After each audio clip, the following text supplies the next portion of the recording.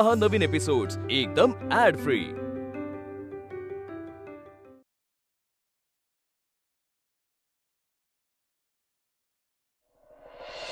जेव्हा तो मंदिरात आला, सगळं काही सांगू लागला, तेव्हा आपण काय केलं? आई किती बोलली त्याला, ताईने तर वेदांतवर हात उघडला। म्हणजे स्पष्ट होतं ना अण्णा, या अशा परिस्थितीत कोणीच आमचं ऐकून घेतलं नसतं। पण तरी अण्णा, जर ह्या सगळ्यामध्ये माझं काही चुकलं असेल तर मी तुमचे हात जोडून माफी मागते। नाही नाही नाही ग बाळा, माफी तू नको मागूस ग, माफी मी मागतो तुझी। हा, कारण काही असलं तरी तू आमच्याशी हे सगळं बोलू शकली नाही, याचा अर्थ आम्ही चुकलो कुठेतरी दुसऱ्यांना। इथून पुढे तुमचं न ऐकण्याची आम्ही चूक कधी करणार नाही। आम्ही तुमच्या दोघींची माफी नाही अण्णा, नाही अण्णा, प्लीज असं नका म्हण, तुमचं यात काहीच चुकलेलं नाही।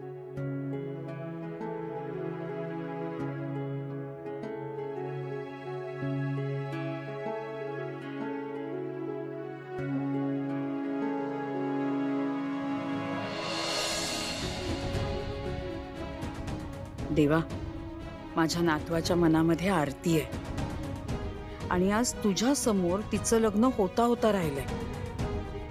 त्या मुलीचं लग्न झालं असतं तर मला सुटकेचा श्वास घेता आला असता। विक्रांतला बघितलं ना मी, त्याचा चेहरा किती आनंदी दिसतोय। देवा, काही कर आणि त्या मुलीचं लग्न लवकरात लवकर होऊ देत, नाहीतर माझा मुलगा परत काहीतरी वेडेपणा करेल। देवा, मी तुझ्या समोर आरतीला कन्फेस केलं की मी तिच्यावर प्रेम करतो आणि आज तूच तिचं लग्न होऊ दिलं नाहीस। माझा तुझ्यावरचा विश्वास अधिक दृढ होत चाललाय। तुझ्यावर पूर्ण विश्वास आहे रे देवा माझा। माझी एकच इच्छा आहे की विक्रांत त्या मुलीला विसरला पाहिजे।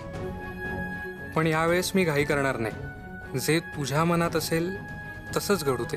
मला माहिती आहे तुझ्या आशीर्वादामुळे सगळं घडतंय। मी वाट बघेन, कधीतरी तूच माझं लग्न तिच्याशी लावून देशील।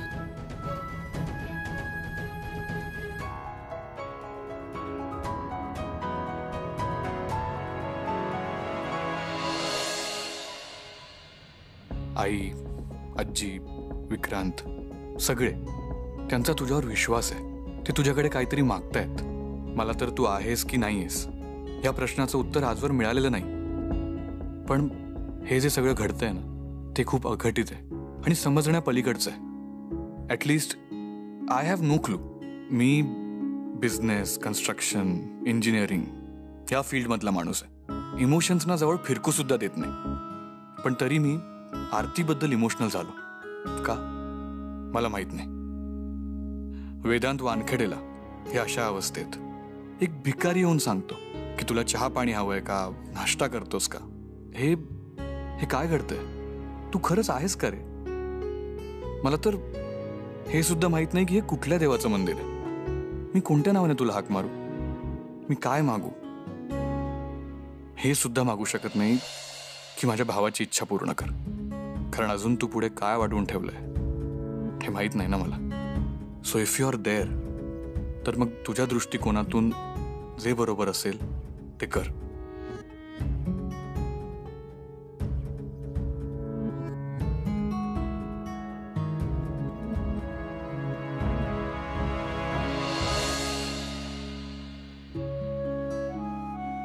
ताई, तुला माझा खूप राग आला असेल ना? मी खूप भांबावून गेले ग, मला काहीच कळत नाहीये। हे राग मानू की तुझे आभार मानू? दादा, मला खरंच कळत नाही तुझे आभार कसे मानू। तू आज जर काही केलं नसतंस तर आरतीचं आयुष्य उद्ध्वस्त झालं असतं रे। मी कल्पनाच करू शकत नाहीये की माझं लग्न जर त्या माणसाशी झालं असतं ना, तर माझं पुढे काय झालं असतं। ताई, हे बघ, असं समजूयात की हे सगळं एक वाईट स्वप्न होतं आणि विसरून जाऊयात या स्वप्नात। आता आपण पुढचा विचार करायला हवा. अमूल्य, मंदिरात कोणी मला वाचवायला आलं म्हणजे देवाचीच इच्छा असणार की माझ्यासोबत काहीच वाईट होऊ नये. आणि इथून पुढे पण तेच होईल जे देवाच्या मनात असेल. आणि ताई, तू आहे ना फक्त आता व्यक्त व्हायला लाग. गोष्टी अशा मनात ठेवू नकोस. मी पुढचा विचार केला. ती मुलगी आरती आहे का कोण आहे हे नाही बघितलं. आणि विक्रांत, मी हे तुझ्यासाठी केलेलं नाहीये. एक फ्रॉड माणूस आरती सारख्या साध्या भोळ्या मुलीचं आयुष्य उद्ध्वस्त करतोय हे जेव्हा मला कळलं तेव्हा मी या कामाला लागलो. माझी खात्री आहे देवानेच तुला ही सद्बुद्धी दिली असणार. नाहीतर तू कुठल्याही मुलीला वाचवायला का जाशील? आणि तुझा नसला तरी माझा पूर्ण विश्वास आहे देवावर. आणि आज तो अजून दृढ झालाय. विक्रांत, जास्त हुरळून जाऊ नकोस. तू आईला काय प्रॉमिस केलंयस लक्षात आहे ना तुझ्या? त्या आरतीचा विचार सोड आता. आणि तुला वाटत असेल देव आज तुझ्या मदतीला आलाय, पुढे सुद्धा येईल. पण असं नसतं. तुला वाटतंय तितकं सोपं नाहीये तुझं आणि तिचं लग्न होणं. कळतंय रे मला, समजतंय सगळं. But we all live on hopes. आशेवरच तर जगतो ना रे आपण. आणि तूच बघ ना, काय गमतीशीर खेळ आहे हा. सर, काल कोणी मला सांगितलं असतं की हे असं अचानक आरतीचं लग्न मोडणार आहे तर माझा विश्वास बसला असता का? आणि आज आशा आणि निराशा या दोन भावनांचा खेळ म्हणजे आपलं लाईफ. अच्छा, तर आता फिलॉसॉफर झालायस तू? नाही नाही, मी काय कोणी फिलॉसॉफर वगैरे नाहीये. मी एक साधा माणूस आहे जो स्वप्न बघतो आणि ती पूर्ण होतील या आशेवर उद्याची वाट बघतो. मान्य, पण होप जास्त वाढवून ठेवू नकोस. दादा, पण तू जर का आज हे केलं नसतं. विक्रांत, जर तर हे बघ, मी ना तुला स्पष्टपणे एक गोष्ट सांगतो. मी हे सगळं तुझ्यासाठी केलेलं नाही. ज्या रात्री मला त्या गौतमच्या खोट्या बापाचा फोन आला ना, तेव्हा मला वाटलं नव्हतं रे की हे प्रकरण एवढं पुढे जाईल. पण ज्या क्षणी मला कळलं ना तो गौतम फ्रॉड आहे, त्या क्षणी मी ठरवलं काही झालं ना तरी त्या मुलीला वाचवायचं. हे माहिती असून सुद्धा की तुझा तिच्याशी काहीच संबंध नाहीये. हो, हे माहिती असून सुद्धा की माझा त्या मुलीशी काही संबंध नाही. खरं तर मला मुली आवडतच नाहीत. पण आरतीसारखी एक चांगली, सिंपल, इनोसंट मुलगी अशा माणसाच्या तावडीत सापडायला नको. तीच काय, रादर कुठलीही मुलगी त्या माणसाच्या तावडीत सापडायला नको. म्हणून मी त्या अमूल्याची हेल्प घेतली. आणि वेदांतने हे सगळं मला सांगितलं नसतं तर? म्हणजे मला ती अमूल्य पण आवडत नाही. पण जर तिने हेल्प केली नसती तर? अमूल्य, प्रत्येक मुलगी लग्नाचं स्वप्न पाहत असते. आणि ते जर का असं उद्ध्वस्त झालं ना तर कोणी लग्नाचा विचार का करेल? मी आता ठरवलं, मी लग्नच नाही करणार.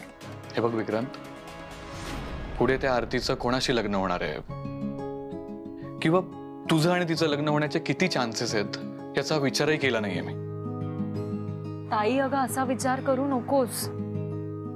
हे बघ, एक माणूस वाईट निघाला म्हणजे जग वाईट असतं असं नाही ना ग. काय अधिकार आहे या अशा खोटारड्या माणसाला एखाद्या मुलीच्या आयुष्यात येण्याचा आणि तिची सगळी स्वप्न धुळीत मिळवण्याचा? हे बघ, असं समज की तुझ्या आयुष्यात एक काळी रात्र आली होती आणि आता ती रात्र संपली. चल झोप बरं. हे बघ, खूप कठीण प्रसंग ओढावलेला होता तुझ्यावर, पण आई आणि अण्णांच्या आशीर्वादामुळे, देवाच्या आशीर्वादामुळे आपण ह्या प्रसंगातून खूप सहज बाहेर पडलो.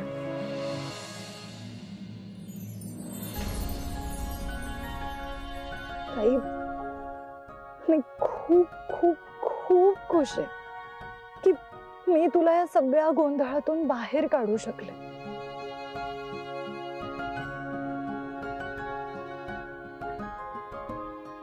आणि हे फक्त तूच करू शकतेस.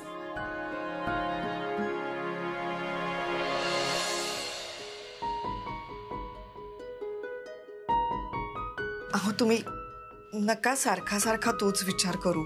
सुमन, केवढी मोठी चूक घडणार होती आज माझ्या हातून. तुम्ही स्वतःला दोष का देताय? तर तुमचंच नाही, माझंही तर चुकलंय.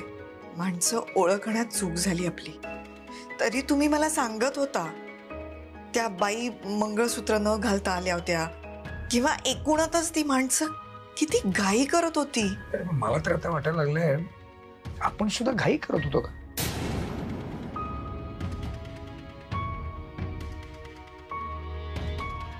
मला असं वाटतं नूतनताई येऊन गेल्या, जे काही सगळं बोलल्या ना, त्याचा माझ्यावरच खूप परिणाम झाला.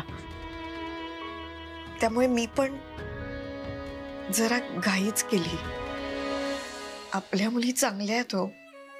कधी कधी आपण बाहेरच्या लोकांवर विश्वास ठेवून आपल्या मुलींवर विश्वास ठेवत नाही.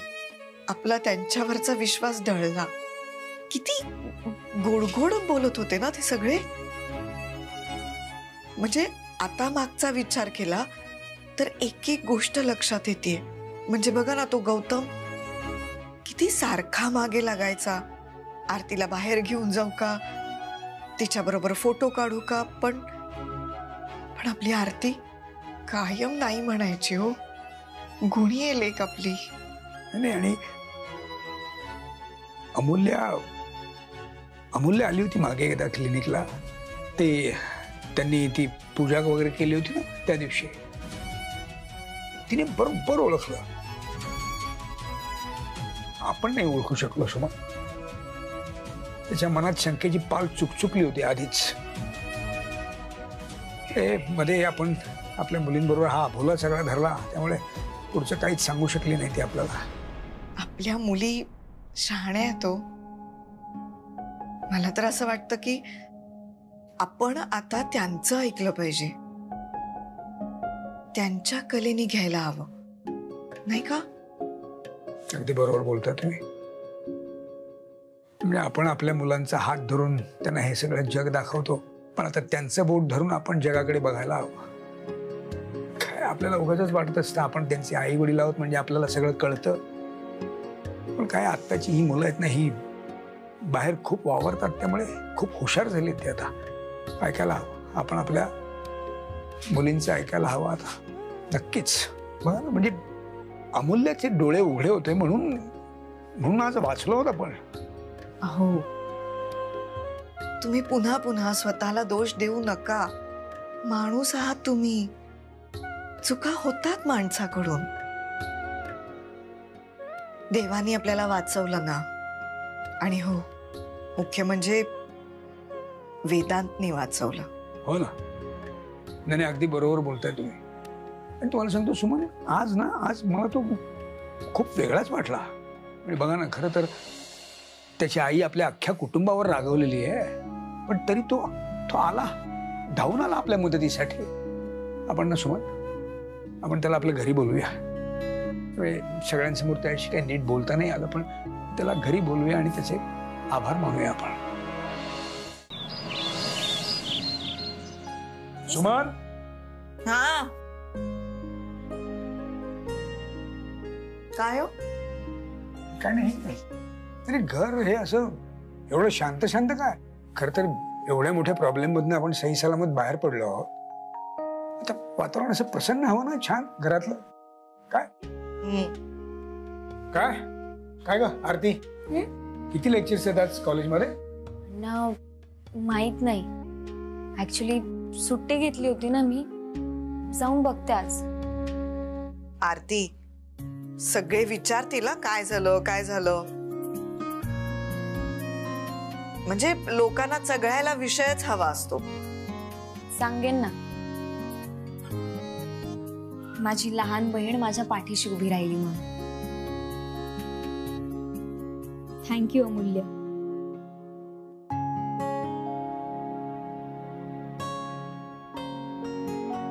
चल अमूल्य, हा ना. आपण एकत्रच निघूया. अण्णा ते माझं एक काम होतं, मी ते करून डायरेक्ट क्लिनिकलाच येते. तुम्ही वा पुढे. बर ठीक.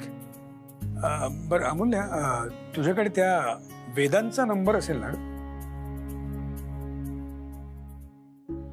आहे ना. हा, मला देशील जर? का? अगं का काय, त्याचे आभार मानायला नकोत का आपण?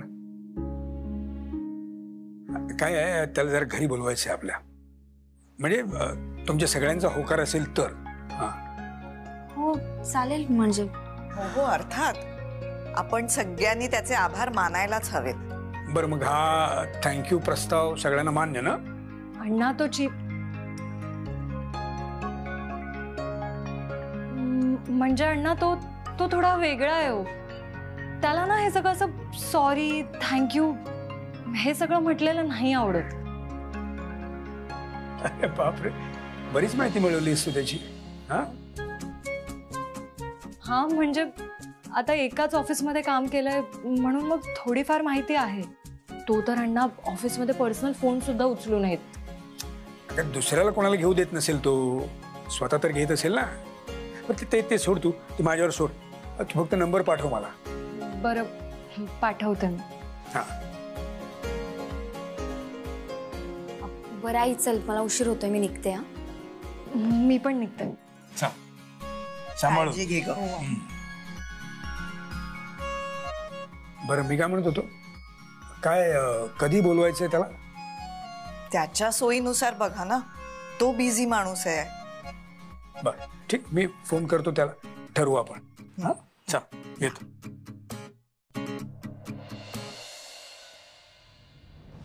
सार्थक,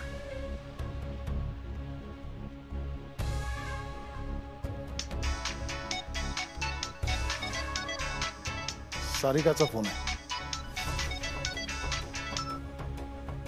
कशी आहेस तू बेटा? मी मस्त आहे. तुम्ही कसे आहात सगळे?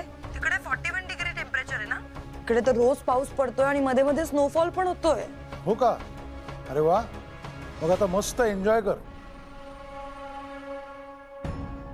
कसलं एन्जॉय पप्पा, काल मला फोनला रेंजच नव्हती. मला रात्रभर झोप नाही आली माहितीये. पप्पा पप्पा सांगा ना, लग्न कसं झालं? कोणाचा मेसेज नाही, कोणी कॉल पण नाही केला. आपल्या फॅमिली ग्रुप त्याच्यावर पण कोणी फोटो नाही अपलोड केलेत. झालंय ना लग्न? अगं झालंच असणार, काल होतं ना लग्न. मला नाही जाता आलं कारण पार्टी मीटिंग्स, त्यामुळे कुणाला फोन करताही नाही आला. पण खरं सांगू का, मला त्या लग्नात इंटरेस्ट नव्हताच. पप्पा पण मला या लग्नात खूप इंटरेस्ट आहे. हे लग्न नाही झालं तर माझं लग्न कसं होईल विक्रांतशी? बेटा मी आहे ना, तू अजिबात काळजी करू नकोस. मी आत्ता सुमतीला विचारतो आणि मग तुला सविस्तर माहिती देतो. ठीक आहे? ठेवू मग आता फोन? नाही नाही, मी एक काम करते, मी ना मम्माला फोन करून विचारते. सारिका, आपलं काय ठरलंय? अजिबात घाई करायची नाही, उतावीळपणा करायचा नाही. मी आहे ना, जे करायचंय ते मी करेन. तू फक्त तिकडे गेलीस ना तर एन्जॉय करायचं. ऐका ना, मी येते तिकडे, मला विक्रांतला भेटायचंय. हे बघ हे बघ हे बघ, ऐक माझं जरा धीर धर. तू अजिबात इथे यायचं नाहीये जोपर्यंत मी सांगत नाहीये, आणि कुणाला फोनही करायचा नाही. आठवतंय ना मागे काय गोंधळ घातला होतास तू ते? Okay okay okay, bye. ठेवते मी फोन. बाय. तर मलाच काहीतरी ऍक्शन घ्यावी लागणार आहे.